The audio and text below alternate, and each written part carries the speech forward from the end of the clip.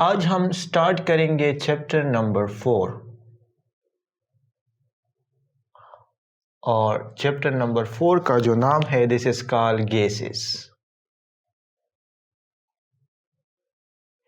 इस चैप्टर में हम गैसेस के बारे में स्टडी करेंगे और गैस जो है वो हमारे पास एक स्टेट ऑफ मैटर है। तो what is mean by state of matter? अगर मैं एक स्टेट ऑफ मैटर को डिफाइन करूंगा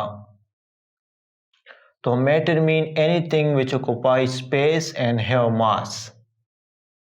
तो स्टेट ऑफ मैटर वो एक्चुअली मेरे पास 4 किस्म के होते हैं। Let's suppose solid is a state of matter, liquid और यहाँ पे गैस और यहाँ पे जो है वो प्लाज्मा होगा। Plasma is the most reactive state of matter जिसमें हमारे पास फ्री रेडिकल्स होते हैं, जिसमें हमारे पास आयंस होते हैं या जिसमें हमारे पास न्यूट्रल मॉलिक्यूल्स भी हो सकते हैं, but this is the most reactive state of plasma.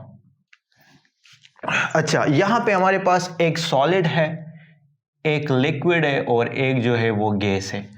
तो यहाँ पे एक सब्सटेंस जो है वो कभी सॉलिड होता है, कभी लिक्विड होता है, कभी गैस होता है।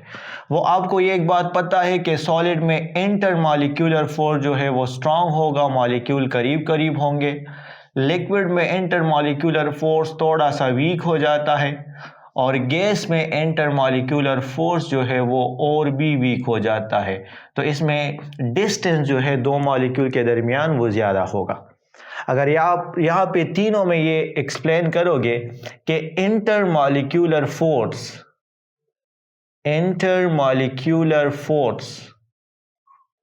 अगर आप इंटर मॉलिक्यूलर फोर्स की बात करोगे तो सबसे स्ट्रॉन्ग फोर्स वो सॉलिड में होगा, उसके बाद लिक्विड में होगा और उसके बाद जो है वो गैस में होगा।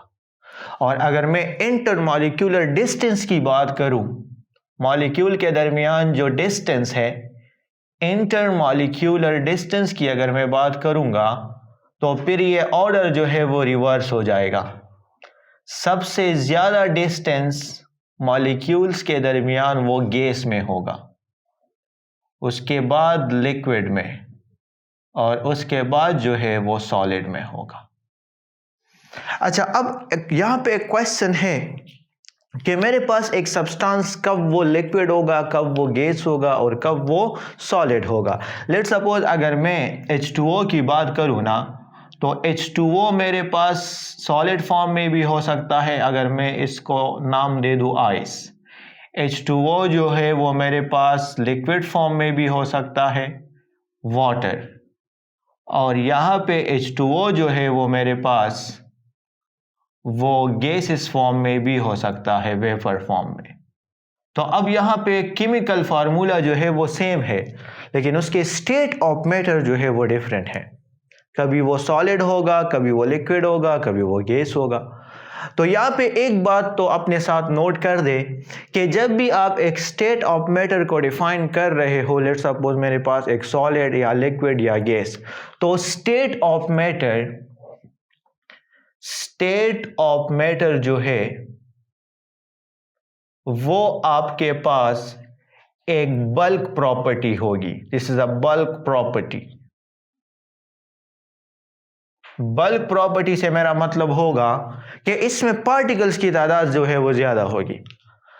आप ये नहीं कह सकते कि सिर्फ एक वाटर का क्या स्टेट होगा। तो एक वाटर का कोई स्टेट नहीं है, एक H2O का कोई स्टेट नहीं है। अगर आप चाहते हो कि सिर्फ एक इलेक्ट्रॉन का क्या स्टेट होगा, तो एक इलेक्ट्रॉन का कोई स्टेट नहीं है। तो जब भी मैं स्टेट ऑफ मैटर को डिफाइन करूंगा ना, तो इसका मतलब है कि यहाँ पे पार्टिकल की तादाद जो है वो मैंने ज्यादा लिया है। एक पार्टिकल का कोई स्टेट नहीं होता। इट्स मीन यहाँ पे हम किसकी बात करेंगे, ज्यादातर जो है वो मोल्स की बात करेंगे। मीन पार्टिकल्स की तादाद जो है वो ज्यादा होगा। यहाँ पे अगर मैंने आपसे कहा है कि आइस है, तो इट्स मीन कि ये स्टेट ऑफ मैटर है लेकिन इसमें पार्टिकल ज़्यादा है, H2O ज़्यादा है। अगर मैंने आपको कहा कि यहाँ पे वाटर मीन वेपर फॉर्म में है तो ये एक H2O नहीं है, मतलब ये ज़्यादा पार्टिकल्स हैं। तो स्टेट ऑफ मैटर जो है वो आप एक पार्टिकल का डिफाइन नहीं कर सकता, ये हमेशा एक बल्क प्रॉपर्टी होगी। अच्छा, यहाँ पे आपका क्वेश्चन है कि कब ये सॉलिड होगा, कब ये लिक्विड होगा और कब ये गैस होगा। तो आप कोई भी मॉलिक्यूल्स अगर लेते हो, एनी मॉलिक्यूल्स, क्योंकि अब मैं मॉलिक्यूल्स की बात करूंगा, पार्टिकल्स की बात करूंगा, क्योंकि state of matter is a bulk property, ज्यादा की बात करूंगा। तो उसमें आपके पास टू टाइप्स ऑफ फोर्सेस होती हैं। कोई भी मॉलिक्यूल, कोई भी सब्सटेंसेस आप कंसिडर कर दे, उसमें टू टाइप्स ऑफ फोर्सेस आपको मिलेगी। और उस टू टाइप्स ऑफ फोर्सेस में वन फोर्स जो है this is called attractive forces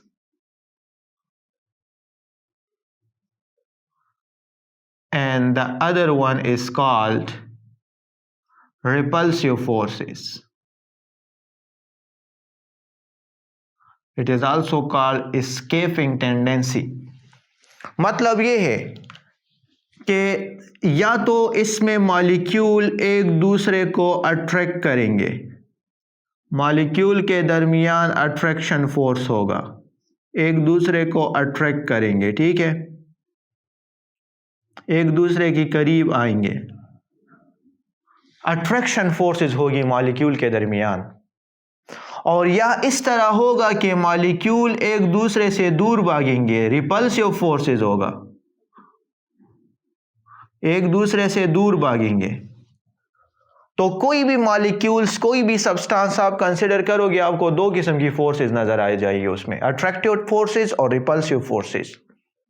अच्छा, अब यहां पे उसमें फिर फर्दर तीन पॉसिबिलिटी होती है, ठीक है। मैंने एक मॉलिक्यूल कंसिडर किया, एक सिलेंडर में मैंने कुछ केमिकल्स लिए, उसमें मुझे दो किस्म की फोर्सेस नजर आई, attractive forces and repulsive forces. और उसमें फिर फर्दर तीन किस्म की पॉसिबिलिटी हो सकती है। पॉसिबिलिटी नंबर वन ये है कि उसमें जो अट्रैक्टिव फोर्सेस है, अट्रैक्टिव फोर्सेस वो रिपल्सिव फोर्सेस से डोमिनेंट, मतलब अट्रैक्टिव ज्यादा है, रिपल्सिव कम है, मॉलिक्यूल एक दूसरे के करीब ज्यादा आ रहे हैं एज कंपेयर टू दूर भागने से। अच्छा, ये पहली पॉसिबिलिटी हुई। दूसरी पॉसिबिलिटी इस तरह है कि अट्रैक्टिव फोर्सेस वो तकरीबन रिपल्सिव फोर्सेस के बराबर है, तकरीबन अट्रैक्टिव टेंडेंसी रिपल्सिव टेंडेंसी के बराबर होगी। और एक और किस्म की पॉसिबिलिटी भी हो सकती है कि अट्रैक्टिव फोर्सेस वो कम है एज कंपेयर टू रिपल्सिव, वहां पे मॉलिक्यूल एक दूसरे से दूर जाएंगे, उसकी टेंडेंसी ज्यादा होगी। तो अगर आपको कभी भी एक सिलेंडर में या जब भी एक मॉलिक्यूल में आपको इस तरह की सिचुएशन नजर आएगी ना, तो उसका स्टेट ऑफ मैटर हमेशा ही सॉलिड होगा, ऑलवेज सॉलिड। तो सॉलिड जितने भी सब्सटेंसेस होते हैं उसमें अट्रैक्टिव फोर्सेस की टेंडेंसी रिपल्सिव फोर्सेस से ज्यादा होती है। जब भी आपको इस तरह की सिचुएशन नजर आएगी तो वो सब्सटेंस, वो स्टेट ऑफ मैटर हमेशा ही लिक्विड होगा।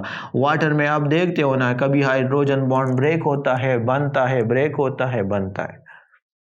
और जब भी आपको इस तरह की सिचुएशन नजर आ जाएगी तो उसका स्टेट ऑफ मैटर हमेशा जो है वो गैस होगा, ऑलवेज गैस, ठीक है। तो हम स्टेट ऑफ मैटर को एक इस तरीके से भी एक्सप्लेन कर सकते हैं। देखो, आपने कहा कि इसमें इंटरमॉलिक्यूलर फोर्स स्ट्रांग है, इसमें थोड़ा सा वीक हो जाता है और इसमें और भी वीक हो जाता है। तो जब और वीक हो जाता है तो इसका मतलब है कि इसमें रिपल्सिव टेंडेंसी ज़्यादा होती है। जब इसमें अट्रैक्टिव फोर्सेस ज़्यादा है तो इसका मतलब है कि इसमें रिपल्सिव फोर्सेस कम है। तो आप स्टेट ऑफ मैटर को एक इस तरीके से भी एक्सप्लेन कर सकते हो। चलो, ये तो एक जनरल इंट्रोडक्शन था स्टेट ऑफ मैटर का। अब यहाँ पे हम सिर्फ और सिर्फ गैसेस के बारे में डिस्कशन करेंगे चैप्टर नंबर 4 में। फिर चैप्टर 5 में हम लिक्विड के बारे में डिस्कशन करेंगे और चैप्टर नंबर 6 में हम सॉलिड के बारे में डिस्कशन करेंगे। अच्छा, सम कैरेक्टरिस्टिक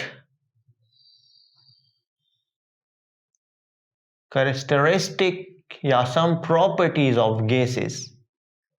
गैसेस के कुछ कैरेक्टरिस्टिक है, कुछ प्रॉपर्टीज है। देखिए, फॉर एग्जांपल आपने यहां पे कुछ मॉलिक्यूल कंसिडर किए। अब हमने कहा कि गैसेस कौन से होते हैं। गैसेस वो होते हैं जिसमें रिपल्सिव फोर्सेस, एस्केपिंग टेंडेंसी वो अट्रैक्टिव फोर्सेस से ज़्यादा होगी। अगर आप मॉलिक्यूल को ओपनली छोड़ दें तो वो एक दूसरे के करीब आने की बजाय एक दूसरे से दूर भागेंगे। तो इसमें पहला जो कैरेक्टरिस्टिक है, हमें पता चला कि गैस वो होगा जिसमें वीक इंटरमॉलिक्यूलर फोर्स होगा, वीकेस्ट इंटरमॉलिक्यूलर फोर्स।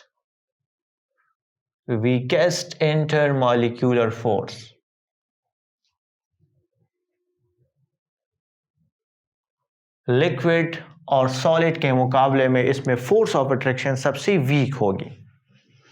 जब इसमें वीक इंटरमॉलिक्यूलर फोर्स होगा तो इट्स मीन के इसमें स्पेसेस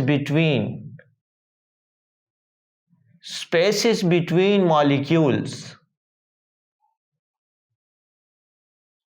वो सबसे हाई होंगे, लार्ज होंगे। मॉलिक्यूल एक दूसरे से दूर भागेंगे। तो जब इसमें स्पेस ज्यादा होगा तो इसका मतलब ये है कि इसका वॉल्यूम जो है वो सबसे ज्यादा होगा। Volume of a gas is highest. अगर आप वॉल्यूम कंसिडर करेंगे ना, तो गैस का वॉल्यूम सबसे ज्यादा, उसके बाद लिक्विड का, उसके बाद सॉलिड का। वॉल्यूम को हम किस तरह डिफाइन करते हैं? The space occupied by gas molecule. जितना गैस मॉलिक्यूल में स्पेस ज्यादा होगा उसका वॉल्यूम जो है वो ज्यादा होगा। और इसी वजह से अगर मैं इसकी डेंसिटी आपको बता दूं तो डेंसिटी का ऑर्डर है मास पर यूनिट वॉल्यूम। तो अब यहाँ पे अगर मैं एक स्टेट को डिफाइन करूंगा, और मैंने आपको कहा कि वो सॉलिड भी है, वो लिक्विड भी हो सकता है, वो गैस भी हो सकता है, आप इसमें उसको एंटर कन्वर्ट कर सकते हैं। तो अगर आप एक स्टेट ऑफ मैटर को कन्वर्ट करोगे तो सबसे ज़्यादा डेंसिटी सॉलिड की होती है, फिर लिक्विड की होती है, और सबसे कम डेंसिटी जो है वो गैस की होती है। लेकिन यहाँ पे एक एक्सेप्शनल केस है, वो आगे जाके हम चैप्टर में एक्सप्लेन करेंगे कि वाटर की जो डेंसिटी है वो आइस से ज़्यादा होती है। वो मैं आपको बता दूंगा। This is anomalous behaviour. इसमें हाइड्रोजन बॉन्डिंग जो है वो परमानेंट हो जाती है। इसके अलावा बाकी आप जो भी सॉलिड लोगे, सॉलिड की डेंसिटी लिक्विड से ज़्यादा और लिक्विड की डेंसिटी जो है वो गैसेस से ज़्यादा होगी। अच्छा, गैसेस जो है वो डिफ्यूजन भी कर सकते हैं। डिफ्यूजन का मतलब है the movement of molecule from higher concentration to lower concentration. The movement of molecule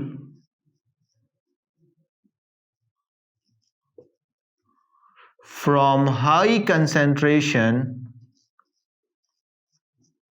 to lower concentration। क्या मतलब? लेट्स सपोज आपने एक गैस सिलेंडर रखा और उसमें अब गैसेस मॉलिक्यूल ज्यादा है, ठीक है, दिस इज अ गैस। लेकिन इसको आपने रखा है किधर? एक रूम में रखा है।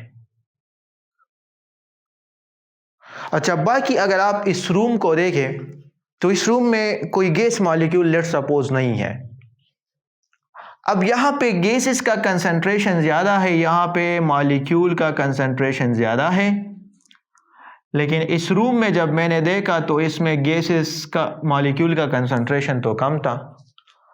अच्छा, जिस तरह मैंने इसके ढक्कन को ओपन किया तो यहाँ पे मॉलिक्यूल जो है वो मूवमेंट करेंगे, स्प्रेड होंगे, जाएंगे, डिफ्यूजन होगी, हायर कंसंट्रेशन से लोअर कंसंट्रेशन में जाएंगे और ये सारे रूम में जो है वो इस तरह फैल जाएगा। This process is called diffusion. The movement of molecule from higher concentration to lower concentration is called diffusion. और ये जो है वो एक गैस की प्रॉपर्टी है। बाकी अगर आपने यहाँ पे सॉलिड रखा, अगर आप इसको ओपनली कर दे, छोड़ दे, सॉलिड जो है वो इवापोरेट नहीं होगा, डिफ्यूजन उसकी नहीं होगी, लेकिन गैस मॉलिक्यूल जो है वो उसकी डिफ्यूजन जो है वो बहुत ज़्यादा होगी, वो बहुत फास्ट होगी। अच्छा, जब इसकी डिफ्यूजन बहुत फास्ट होती है तो इसका क्या मतलब है कि मीन अगर मैं इसकी काइनेटिक एनर्जी का बता दूं, काइनेटिक एनर्जी मीन वो एनर्जी जो कि मोशन की वजह से होती है, तो क्या ऑर्डर होगा? गैस का काइनेटिक एनर्जी लिक्विड से और लिक्विड की काइनेटिक एनर्जी सॉलिड से ज़्यादा होगी। गैस मॉलिक्यूल की काइनेटिक एनर्जी सबसे ज़्यादा होगी बिकॉज उसमें मॉलिक्यूल फ्रीली मोशन कर रहे हैं। ये इसलिए क्योंकि गैस में molecules free to move, freely motion कर रहे हैं, दैट्स व्हाई उसकी काइनेटिक एनर्जी का ऑर्डर सबसे ज़्यादा होगा। जितना मोशन फास्ट होगा उतनी काइनेटिक एनर्जी ज़्यादा होगी। मोशन जो है जितना फास्ट होगा काइनेटिक एनर्जी उतनी ज़्यादा होगी। बट काइनेटिक एनर्जी सिर्फ मोशन पे डिपेंड नहीं कर रही है, मास पर भी डिपेंड करती है। वेलोसिटी देखो, काइनेटिक एनर्जी जो है वो अभी हम काइनेटिक केएमटी में पढ़ेंगे, इसका फार्मूला ½ mv² है। तो मीन जितनी वेलोसिटी ज़्यादा होगी काइनेटिक एनर्जी ज़्यादा होगी, लेकिन ये मास पर भी तो डिपेंड करेगा। तो मैंने आपको कहा कि चले आप एक सब्सटेंस लेते हैं, तो अगर आप सॉलिड है, लिक्विड है या गैस है, तो मॉलिक्यूल का मास तो सबके लिए सेम होता है। लेट सपोज अगर मैंने H2O लिया है और अगर H2O ये सॉलिड है या H2O ये लिक्विड है या H2O जो है वो गैस है, तो मॉलिक्यूलर मास तो इसमें सबका सेम ही होता है। तो दैट्स व्हाई अब ये डिपेंड करती है वेलोसिटी पे। और लास्ट वाला अगर मैं इसकी पोटेंशियल एनर्जी का बता दूं, पोटेंशियल एनर्जी हम डिफाइन करते हैं कि स्टोर एनर्जी होती है, स्टोर एनर्जी। और केमिस्ट्री में एनर्जी कहां पे स्टोर होती है? जब भी आप स्टोर एनर्जी की बात करोगे तो काइनेटिक एनर्जी तो मोशन की वजह से होती है, वाइल पोटेंशियल एनर्जी कहां पे स्टोर होती है? बॉन्डिंग में स्टोर होती है। स्टोर एनर्जी बॉन्डिंग में एनर्जी स्टोर होती है। देखो, जब आप एक बॉन्ड को डिफाइन करोगे, एक बॉन्ड एनर्जी को डिफाइन करोगे, तो हम वहां पे लिखते हैं कि the energy required to break a bond. तो जितना स्ट्रॉन्ग बॉन्ड होगा पोटेंशियल एनर्जी उतनी ज्यादा होगी। जितना स्ट्रेंथ ऑफ बॉन्ड ज्यादा होगा, स्ट्रेंथ ऑफ बॉन्ड जितना ज्यादा स्ट्रॉन्ग होगा is directly proportion to potential energy, उतनी ज्यादा एनर्जी स्टोर होती है। उस बॉन्ड को ब्रेक करने के लिए आपने सबसे ज्यादा एनर्जी उसको देनी है। तो दैट्स व्हाई यहाँ पे हमें पता चला कि सॉलिड में तो सबसे ज्यादा इंटरमॉलिक्यूलर फोर्स स्ट्रॉन्ग होते हैं, उसके बाद लिक्विड और उसके बाद जो है वो गैस। तो गैस की काइनेटिक एनर्जी तो ज्यादा होती है क्योंकि उसका मोशन सबसे ज़्यादा है, मॉलिक्यूल फ्रीली मोशन कर रहे हैं, लेकिन उसकी पोटेंशियल एनर्जी का ऑर्डर जो है वो फिर सबसे कम हो जाता है। बिकॉज पोटेंशियल एनर्जी डिपेंड करती है बॉन्ड के स्ट्रेंथ पे। तो जितना स्ट्रॉन्ग बॉन्ड होगा पोटेंशियल एनर्जी उतनी ज़्यादा होगी। अच्छा, बाकी हम इसको इस तरह लिख सकते हैं गैस को कि इसका जो वॉल्यूम होता है, वॉल्यूम ऑफ अ गैस, वो इंडिपेंडेंट होता है। फैक्स नहीं होता। आपने 1 kg गैस, देखो आपने लेट सपोज यहाँ पे मेरे पास लेट सपोज 4 मॉलिक्यूल है गैस के, तो अब इस सिलेंडर का जितना वॉल्यूम होगा, इसका जितना स्पेस होगा, तो वही गैस सारे सिलेंडर में जो है वो फैल जाएगा। चलो फिर मैंने इस तरह किया कि इसको थोड़े बड़े वाले सिलेंडर में बंद किया, तो फिर ये इसका वॉल्यूम होगा। फिर मैंने इस तरह किया कि इसको थोड़े और बड़े वाले सिलेंडर में बंद किया, तो फिर ये इसका वॉल्यूम होगा। तो मीन गैसेस के मॉलिक्यूल को जितनी जगह मिलती है वो जो है वो स्प्रेड होते हैं। वॉल्यूम उसका फिक्स नहीं है कि मैं आपको बता दूं कि बस गैस का वॉल्यूम इतना होगा, वो फिक्स होगा हर जगह पे, नहीं। बस गैस का वॉल्यूम डिपेंड करता है सिलेंडर पे, मतलब सिलेंडर का जितना साइज होगा गैस का वॉल्यूम उतना होगा, बिकॉज गैस के मॉलिक्यूल वो फ्रीली मूव कर रहे हैं, सही है। और जिस चीज का भी वॉल्यूम इनडेफिनिट होता है, ये बात याद रखें, जिसका भी वॉल्यूम इनडेफिनिट होता है तो वो क्यों होता है? ड्यू टू उसको हम कंप्रेस्ड कर सकते हैं। जिस चीज को भी आप कंप्रेस्ड कर सकते हो, और कंप्रेस्ड हम क्यों करेंगे? Due to empty spaces. अगर उसमें एम्प्टी स्पेसेस मौजूद है तो हम उसको कंप्रेस कर सकते हैं, और जिस चीज को भी आप कंप्रेस करोगे तो उसका वॉल्यूम फिक्स नहीं आएगा। आप सॉलिड को कंप्रेस नहीं कर सकते क्योंकि उसमें स्पेसेस है ही नहीं। तो जब आप सॉलिड को कंप्रेस नहीं कर सकते तो सॉलिड का वॉल्यूम जो है वो डिपेंडेंट होता है। आप लिक्विड को कंप्रेस नहीं कर सकते, लिक्विड का वॉल्यूम जो है वो डिपेंडेंट होता है। तो अगर मैं एक स्टेट ऑफ मैटर को अगर कंप्रेस करूंगा, और कंप्रेस कब कर सकता हूं? जब उसमें स्पेसेस हो, तो उसका वॉल्यूम इनडेफिनिट आएगा। लेकिन अगर मैं उसको कंप्रेस ना करूं तो दैट्स व्हाई उसका वॉल्यूम फिर डिफरेंट होगा। और the next one is gases जो है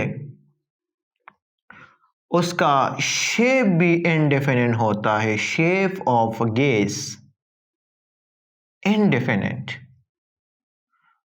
बस सिलेंडर का जो शेप होगा वही गैस का, मतलब इसका अपना कोई शेप नहीं होता। आप सिलेंडर में बंद कर दे, सिलेंडर का शेप होगा। आप कमरे में छोड़ दे, जस्ट लाइक अगर आप वाटर ले ले और इसको ग्लास में डाल दे तो ग्लास का शेप होगा, जग में डाल दे जग वाला शेप होगा। तो शेप जो है वो किस चीज पे डिपेंड करती है? मोबिलिटी ऑफ मॉलिक्यूल पे। तो ये बात याद रखिए, जिस स्टेट ऑफ मैटर में मॉलिक्यूल्स की मोबिलिटी होती है तो उसका शेप इनडेफिनिट आएगा, और अगर जिसमें मॉलिक्यूल की मोबिलिटी नहीं होती, मॉलिक्यूल अपनी जगह पे फिक्स होते हैं, तो उसका शेप जो है वो डिफिनेट आएगा। देखिए सॉलिड मॉलिक्यूल की मोबिलिटी नहीं होती है, अपनी जगह पे मॉलिक्यूल फिक्स्ड होते हैं, तो उसका शेप हमेशा डिफिनेट है। लिक्विड के मॉलिक्यूल भी फ्रीली मोशन कर रहे हैं, गैस के मॉलिक्यूल भी फ्रीली मोशन कर रहे हैं, तो दैट्स व्हाई उसका शेप जो है वो इनडेफिनेट होता है। तो shape depend on mobility of molecule. जब मॉलिक्यूल की मोबिलिटी होगी शेप इनडेफिनेट होगा, मॉलिक्यूल की मोबिलिटी नहीं होगी शेप हमेशा फिक्स रहेगा, डेफिनेट होगा। अच्छा, नेक्स्ट टॉपिक है इसमें KMT।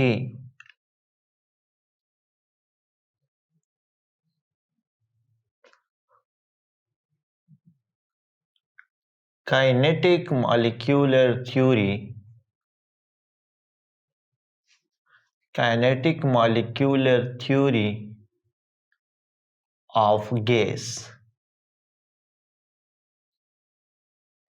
KMT kinetic molecular theory of a gas. अब ये गैसेस के बारे में, ये थ्योरी आपको गैसेस के बारे में एक्सप्लेनेशन दे रही है। सो लेट्स सपोज मैंने यहां पे एक सिलेंडर में गैस ले लिया, ठीक है। कोई भी गैस आप कंसिडर कर दें, एनीवन। अच्छा, ये थ्योरी 1738 में बर्नौली ने इंट्रोड्यूस करवाई थी, काइनेटिक मॉलिक्यूलर थ्योरी। इसके कुछ पास्टुलेट थे, बाकी इसमें 2-3 पास्टुलेट गलत भी है। और ये बात याद रखें कि this kinetic molecular theory of a gas जो है वो हम जब एक गैस आपके पास 100% आइडियल होगा तो दिस इज आइडियल गैस के लिए ये पास्टुलेट हम कर रहे हैं, ठीक है। आइडियल गैस कौन सा होता है, रियल गैस कौन सा होता है, वो आगे जाके आ रहे हैं। तो आइडियल गैस मतलब जो भी गैस काइनेटिक मॉलिक्यूलर थ्योरी के सारे पास्टुलेट ओबे करेगी तो उसको हम आइडियल गैस कहते हैं। ओबे नहीं करेगी तो उसको फिर हम रियल गैस का नाम देते हैं, ठीक है। और उसके बाद फिर 1857 में क्लासियस ने काइनेटिक इक्वेशन इंट्रोड्यूस करवाया गैसेस लॉ के लिए। तो इस इक्वेशन को फिर हम इस चैप्टर के तकरीबन मिडल में हम डिस्कस करेंगे। बर्नौली ने काइनेटिक मॉलिक्यूलर थ्योरी इंट्रोड्यूस करवाई, वो आपको गैस के बारे में इंफॉर्मेशन देती है, लेकिन कौन सी गैस के बारे में, आइडियल गैस के बारे में। एक आइडियल गैस होगा, ठीक है। और इसके बाद फिर 1857 में काइनेटिक इक्वेशन इंट्रोड्यूस हुआ जो आपको फिर फर्दर गैसेस लॉ के बारे में इंट्रोड्यूस करवाता है। अच्छा, इसके जो पास्टुलेट है काइनेटिक मॉलिक्यूलर थ्योरी के, so according to kinetic molecular theory, so पहला पोस्टुलेट हम इस तरह एक्सप्लेन करेंगे कि molecules of a gas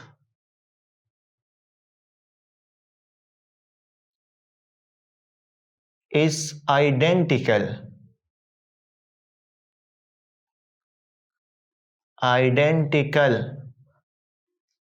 at all respect. Okay, identical का मतलब सेम होता है। इन ऑल रिस्पेक्ट मीन अगर आप इसका मास देके, तो अगर आप इस मॉलिक्यूल का मास देके और इस मॉलिक्यूल का मास देके, दोनों का मास सेम होगा। अगर आप इसका शेप देखें, अगर आप इस मॉलिक्यूल का शेप देखें और इस मॉलिक्यूल का शेप देखें, आपको दोनों सेम मिलेगा। और अगर आप इसका साइज देखें तो आपको दोनों साइज सेम मिलेंगे। लेट्स सपोज मैं आपसे कहता हूं कि मैंने इसमें कार्बन डाइऑक्साइड गैस को डाला है, तो अगर आप यहां से कोई भी 2 मॉलिक्यूल कंसिडर करेंगे, any 2 molecule of carbon dioxide, तो उसका जो शेप होता है वो लीनियर, इसका भी लीनियर, इसका भी लीनियर। वेस्पर थ्योरी के मुताबिक दोनों का शेप लीनियर है। इसका मास आप कंसिडर कर दे 44 ग्राम पर मोल आपको मिलेगा। 44 ग्राम पर मोल मास सेम होता है, इसका साइज सेम होता है, मतलब इसने जितना एरिया इस सिलेंडर में, जितना जगह इस सिलेंडर में इस मॉलिक्यूल का है, उतना जगह इस सिलेंडर में इस मॉलिक्यूल का भी है। सो ऑल रिस्पेक्ट से, चाहे वो मास हो, चाहे वो शेप हो, चाहे वो उसका साइज हो, आपको मॉलिक्यूल आइडेंटिकल मिलेंगे। लेकिन शर्त ये हो कि आपने सेम आइडेंटिकल मॉलिक्यूल डाले हो। इस तरह ना हो कि आपने मिक्सचर डाला हो, कार्बन डाइऑक्साइड और वाटर और जितना भी हो, हाइड्रोजन वगैरह, फिर तो ऑटोमेटिकली अगर आप डिफरेंट गैसेस डाल रहे हो तो उसका शेप डिफरेंट हो सकता है, उसका मास डिफरेंट हो सकता है। तो अगर आप एक सिलेंडर में एक ही किस्म के गैस को बंद करोगे और उसमें आप फिर कोई भी मॉलिक्यूल कंसिडर करें, उसका मास, उसका शेप, उसका साइज जो है वो आपको सेम मिलेगा। ठीक है। सेकंड पोस्टुलेट कह रहा है कि गैसेस मॉलिक्यूल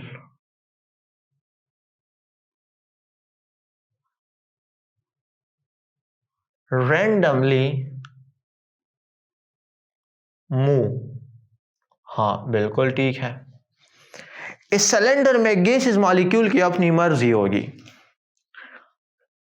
लेट सपोज अगर मैंने लिया ये वाला मॉलिक्यूल तो इसकी अपनी मर्जी होगी, ये इस तरह जा सकता है, इस तरफ आ सकता है, उस तरफ आ सकता है, इस तरफ आ सकता है, किसी डायरेक्शन में जो है वो फ्रीली मोशन कर सकता है। Gas molecule are randomly move.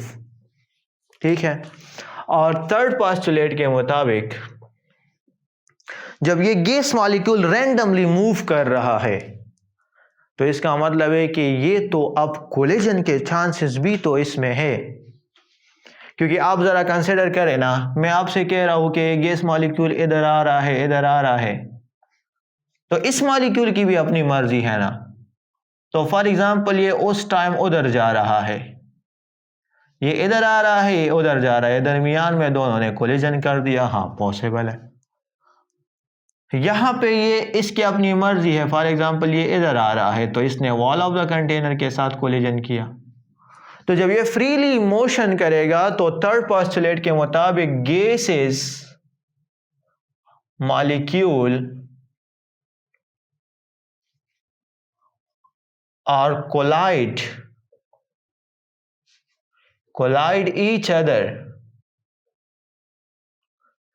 and also wall of the container, वो एक दूसरे के साथ भी कोलिजन कर सकता है और वॉल ऑफ द कंटेनर के साथ भी कोलिजन कर सकता है, बिल्कुल कर सकता है। बट ये जो कोलिजन कर रहा है, collision is perfectly elastic, perfectly elastic collision होगा।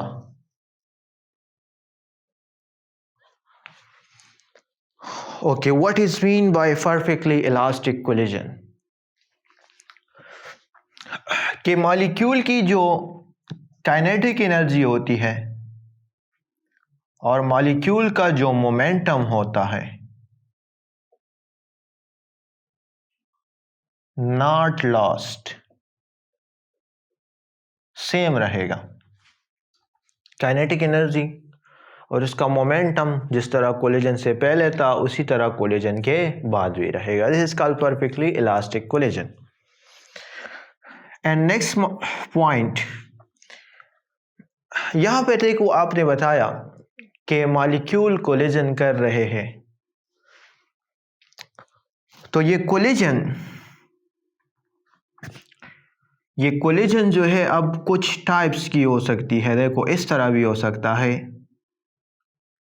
कि एक मॉलिक्यूल आ जाए और वॉल ऑफ द कंटेनर के साथ कोलिजन कर दे। हाँ, मतलब एट अ टाइम सिर्फ एक मॉलिक्यूल कोलिजन में इन्वॉल्व होता है, और वो कब इन्वॉल्व होगा? जब वो वॉल ऑफ द कंटेनर के साथ कोलिजन करेगा। सिर्फ एक ही टाइम एक मॉलिक्यूल इन्वॉल्व होता है।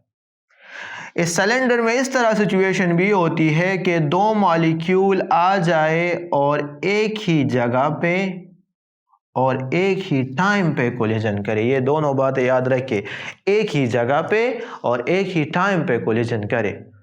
सो इस कोलिजन में दो मॉलिक्यूल इन्वॉल्व होते हैं। और इस सिलेंडर में इस तरह सिचुएशन भी है कि तीन मॉलिक्यूल आए और एक ही जगह पे और एक ही टाइम पे कोलिजन करे। इस तरह पॉसिबिलिटी भी होती है। यहाँ पे हम चैप्टर 9 में फिर डिस्कस करेंगे first order reaction, second order reaction and third order reaction. लेकिन इस गैस सिलेंडर में आपको कभी भी इस तरह फील नहीं होगा कि एक ही जगह और एक ही टाइम में तीन से ज़्यादा मॉलिक्यूल आते हैं। This is not possible. बस ये बात याद रखिए कि 3 से ज्यादा मॉलिक्यूल एक ही जगह पे और एक ही टाइम पे कोलिजन नहीं कर सकते। बस 1 कर सकता है, 1 वॉल ऑफ द कंटेनर के साथ करेगा, 2 भी कर सकते हैं, 3 भी कर सकते हैं। ये सबसे रेयर सिचुएशन में होती है, सबसे ज्यादा ये वाला होता है। लेकिन पॉसिबिलिटी तीनों है, ये भी करेगा, ये भी कर सकता है, ये भी कर सकता है, लेकिन 4 मॉलिक्यूल एक ही टाइम पे और एक ही जगह पे कोलिजन नहीं कर सकते। अच्छा, फिर हम इस तरह कहते हैं कि गैसेस का एक्चुअली प्रेशर थोड़ा सा ज्यादा होता है as compare to liquid and as compare to solid. तो ये प्रेशर किसकी वजह से होता है? तो pressure of a gas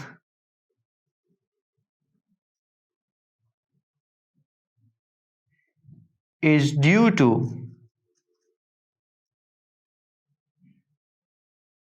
collision with wall of the container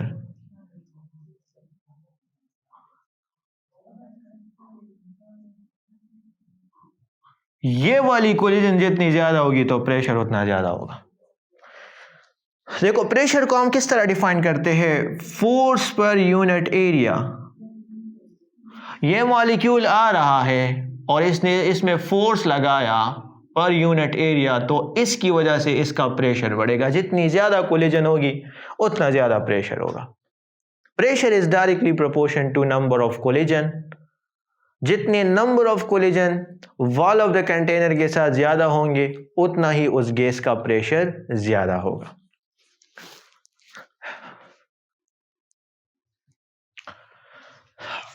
अच्छा, ये वाला पोस्टुलेट आपने थोड़ा याद रखना है, क्योंकि ये पोस्टुलेट मतलब हम इसमें आगे जाके जो टॉपिक करेंगे फिर हम कहेंगे कि ये वाला पोस्टुलेट तो इसका गलत था। So according to kinetic molecular theory there is no attraction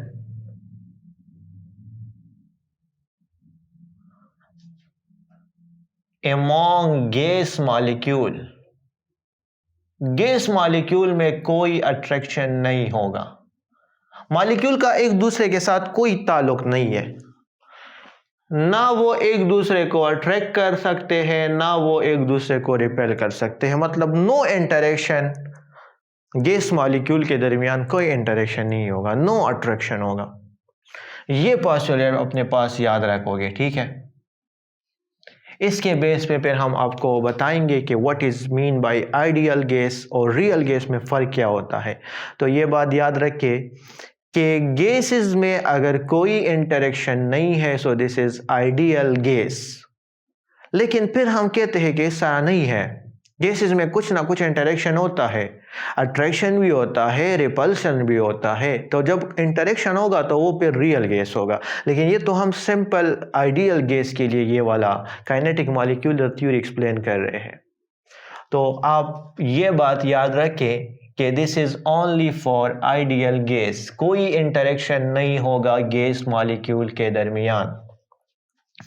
और एक और बात याद रखें, इसको भी, ये 2 पॉइंट्स आपने याद रखनी है, ठीक है?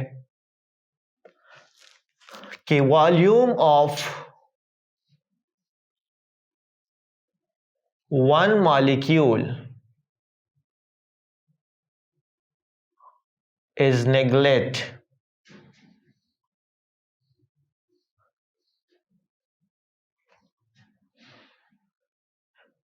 as compared to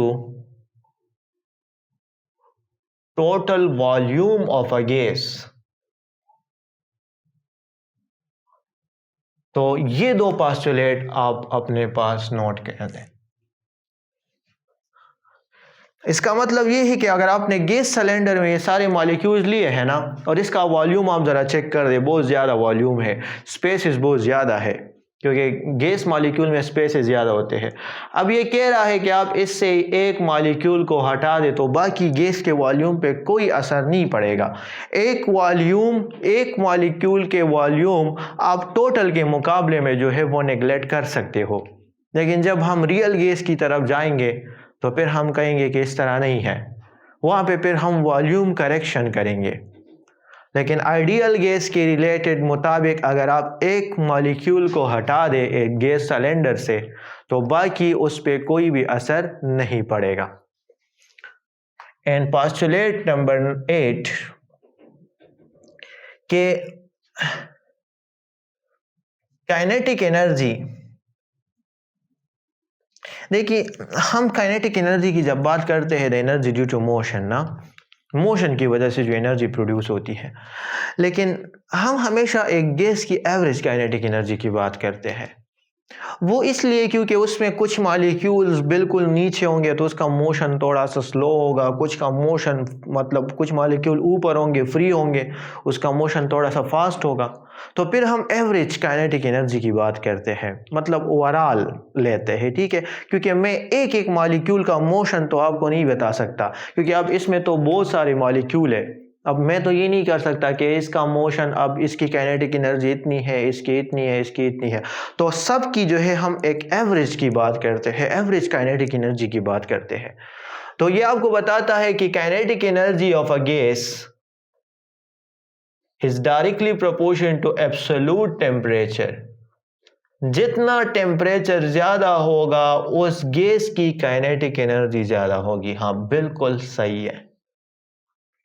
एब्सोल्यूट का मतलब है कि टेम्परेचर को आप केल्विन में मेजर करो, केल्विन यूनिट में, क्योंकि टेम्परेचर के केल्विन यूनिट भी है, सेंटीग्रेड भी है और फ़ारेनहाइट भी है।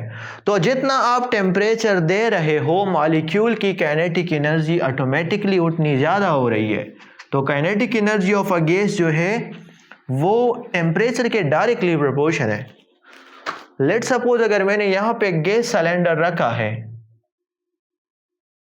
और इसको मैंने 10 डिग्री सेंटीग्रेड पे रखा और यहाँ पे एक दूसरा गैस सिलेंडर रखा और इसको 20 डिग्री सेंटीग्रेड पे रखा, तो ऑटोमेटिकली इसकी काइनेटिक एनर्जी ज़्यादा होती है और इसकी काइनेटिक एनर्जी कम होगी।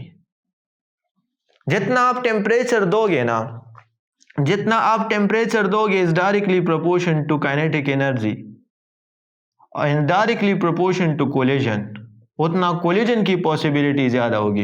And directly proportion to pressure, उतना मॉलिक्यूल के दरमियान उस गैसेस का प्रेशर ज़्यादा होगा।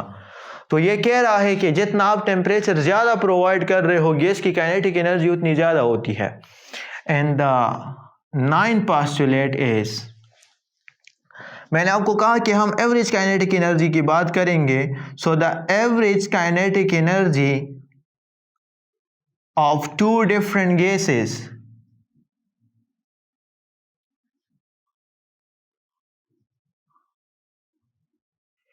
is same at same temperature। Okay, अगर आपके पास टेम्परेचर सेम हो ना, लेट सपोज अगर आपने यहाँ पे ऑक्सीजन गैस रखा हो, लेट सपोज आप कह रहे हो कि मैं इसको 10 डिग्री पे रखूँ, और यहाँ पे आपने लेट सपोज हाइड्रोजन गैस रखा हो और इसको आप 10 डिग्री पे रखोगे, तो इन दोनों की काइनेटिक एनर्जी जो है आपको सेम मिलेगी, एवरेज काइनेटिक एनर्जी सेम होगी। जब दो डिफरेंट गैसेज है, देखो अब गैसेज डिफरेंट है वहां पे, तो इससे पहले जो पोस्टुलेट हमने कहा कि जितना आप टेम्परेचर दे रहे हो काइनेटिक एनर्जी उतनी ज्यादा होती है, वो बात तो ठीक है। लेकिन फिर कह रहा है कि चले अगर आपके पास दो डिफरेंट गैसेज हो तो फिर क्या होगा। तो अगर दो डिफरेंट गैसेस को आपने सेम टेम्परेचर पे रखा है तो उसकी काइनेटिक एनर्जी सेम होती है। और वो देखो इसलिए ना क्योंकि काइनेटिक एनर्जी का फॉर्मूला है मास 1/2 mv² है, ठीक है। अब आपका क्वेश्चन है कि इसके मॉलिक्यूल तो बड़े बड़े मॉलिक्यूल है, इसके मॉलिक्यूल तो छोटे छोटे हैं, फिर काइनेटिक एनर्जी किस तरह सेम हुई।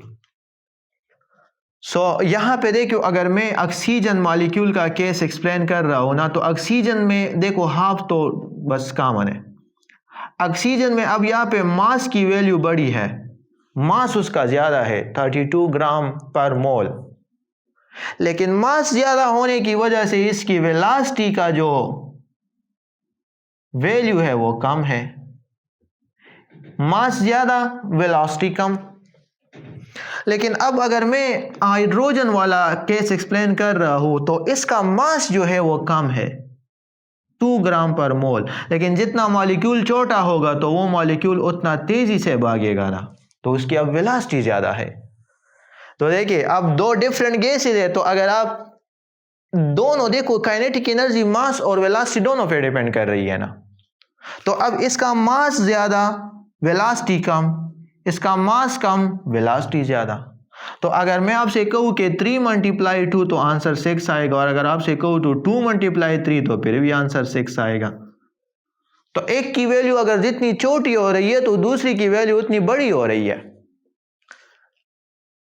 सो दो डिफरेंट गैसेस की काइनेटिक एनर्जी सेम टेम्परेचर पे आपको सेम ही मिलेगी, लेकिन जितना आप टेम्परेचर ज़्यादा करोगे तो फिर काइनेटिक एनर्जी जो है वो एब्सोल्यूट टेम्परेचर मीन टेम्परेचर के जो है वो डायरेक्टली प्रोपोर्शन होगी। और लास्ट में मैं आपको लिखता हूँ कि नो इफेक्ट ऑफ ग्रेविटी। देखिए आपने वाटर लिया, लेट सपोज आइस सॉलिड, इसको मैं इस तरह छोड़ देता हूँ, नीचे आएगा ग्रेविटी की तरफ। आपने लिक्विड लिया, इसको मैं फ्रीली छोड़ता हूँ, ग्रेविटी नीचे आएगा। लेकिन अगर आपने गैस लिया